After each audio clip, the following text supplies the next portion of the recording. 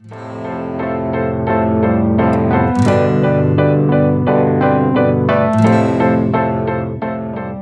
what's up guys, Pallav here from nothingwire.com. We have the Huawei P9. It's the latest flagship from the Chinese company, and this one is available for India for just under 40,000. Now remember, this is the 3GB and 32GB version with a single SIM. This one has NFC. The other two variant which have dual SIMs do not have NFC. Dual camera, so it comes with a Leica engineered dual camera. And then some of the other specifications over there. We have the titanium gray color, and we love the color actually. So once you open the box, on top you'll have the device. That's, I suppose, it's the gray color. And then you can go ahead and you'll find the brick here. It's a 2 ampere brick, but I suppose it does not support quick charging.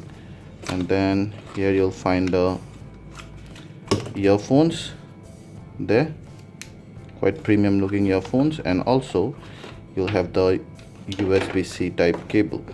Here you'll get some of those manuals and then a free screen guard. Yeah, we have a very slim under 7 mm thick metal body here, metal and glass body.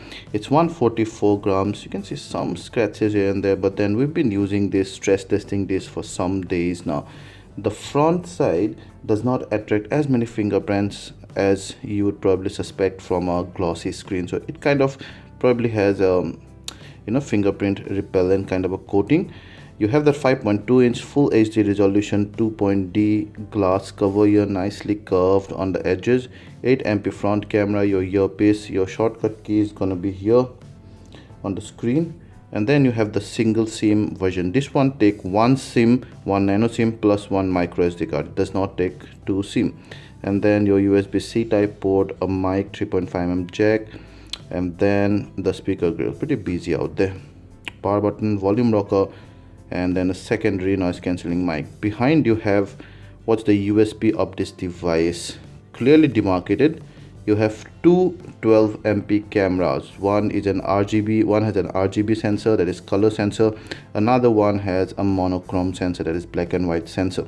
These are engineered by Leica. The glass is made by Leica, even the algorithm. You also have the dual LED flash there, fingerprint sensor.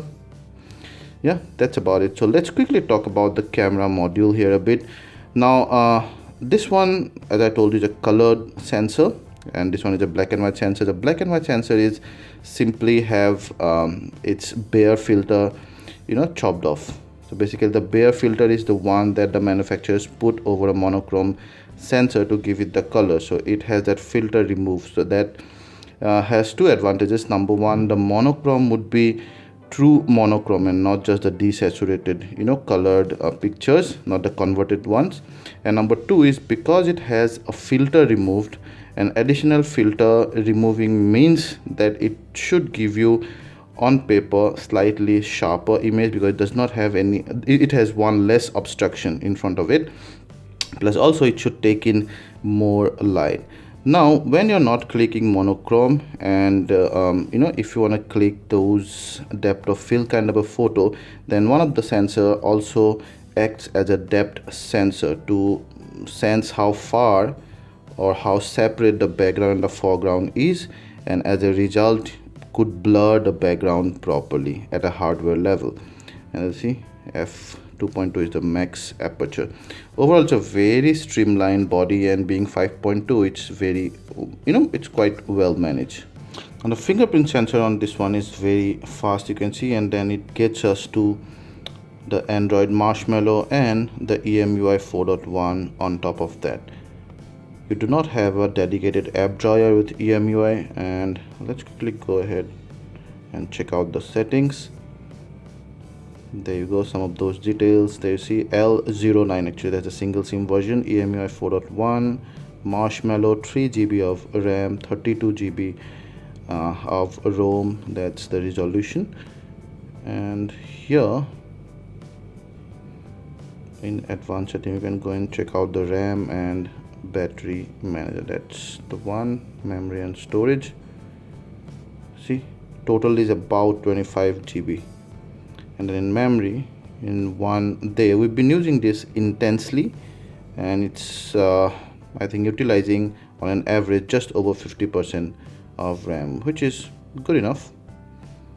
Then you have some of the usual Google Android apps, and then many Huawei in-house apps. You have these tools, and these are the third-party apps that you can actually go ahead and uninstall. The third-party apps can be uninstalled, that's quite fine. You also get a free games. I don't play those anyway. And then the other in-house apps. This Geekbench tree is ours. Overall, the UI feels very snappy, smooth, fluidic, very nice actually. And overall, the color accent and this transparency, almost transparent look on this, see, almost glassy look. I love that thing. Let's take a look at the camera now, which is obviously the USP of the device. It's very fast. It could focus even on the white background. And then there are some tricks up its sleeve. First of all, that's not a trick really. That's the front camera, 8MP front camera, and does not lag much. On the front camera, you can put these filters. You also have the video recording here. Then you can go to still over there, and in the back side you also have the same filters. You have some of those Leica's film color emulations here. This is standard or vivid color or smooth color. I generally keep it standard, but if you want to upload straight to your social media site, that you can probably choose vivid color as well. That will kind of pop the color out now, and that is where the one lens act as a depth sensor. So once you do that, you can just go ahead and calculate the aperture here. Give the aperture to the camera. Thus it goes up to 0.95 and then all the way up to 16, where everything will be in focus, and it'll click the photo accordingly. Again, video goes in here. Yeah, same thing. Doesn't have HDR video though. We've tested the image and video quality on this. They are very good. The Leica lenses actually make a difference. The biggest thing, I think the biggest advantage for me is the monochrome sensor. That's my personal favorite because I love clicking black and white, specifically people, emotions, street. Those are very well depicted in black and white monochrome, and that monochrome sensor is great clicking those. Even the depth of field kind of scenarios have this perfectly round bokeh. I just have a feeling that at times those bokeh numbers are too much, way too much to be natural and way too round to be natural actually. But anyway, overall brilliant lens.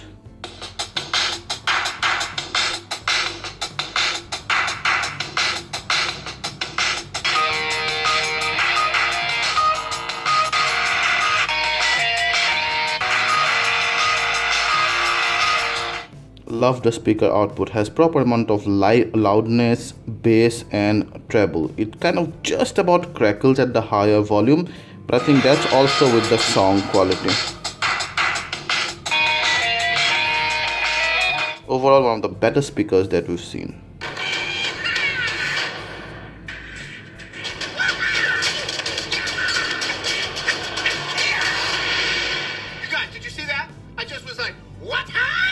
The vocals are fine, natural.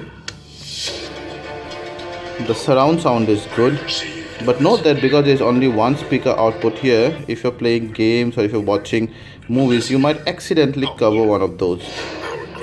Yeah, that port. So that kind of reduces the audio significantly. But overall, a very pleasant movie viewing experience. The P9 gave us about 7 hours and 41 minutes or 42 minutes of screen on time. Well, which I would say is average, nothing much to write home about, but it has a smaller battery as well. We expected a little more, but I think even with this screen on time, it should take you through the whole day. We did some benchmark testing on this device and it scores very good. That Kirin 955 octa-core chipset is quite powerful. We also played some game and it could play all of those without lag mostly. So then guys, let's talk about some of the pros and cons. The biggest strength of this guy is definitely the dual camera arrangement. It's amazing. The monochrome in particular is very good. You also get some fun depth of field images. That's cool. And the overall image and video quality is superb. Number two is the design and the slimness and the overall manageability of this device. It's very good. You can manage the device with one hand.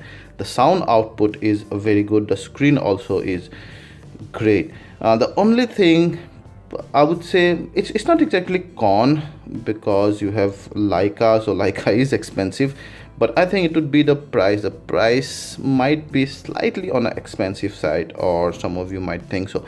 At 40,000, I think at 30,000 it would have been perfect, because apart from those lenses, it does not have the other features, do not exactly stand out from some of the devices that you get under 30,000. Let's say for example the OnePlus 3.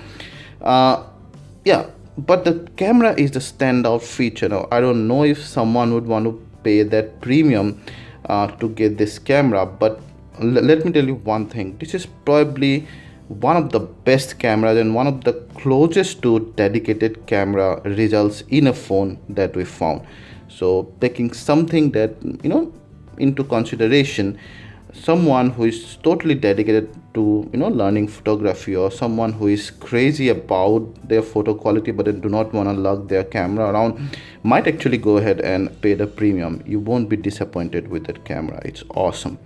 If you like this video, please hit the like button, ask anything related to this, and we'll try to answer them all. And please subscribe to our channel and share this video to share the love. Thank you.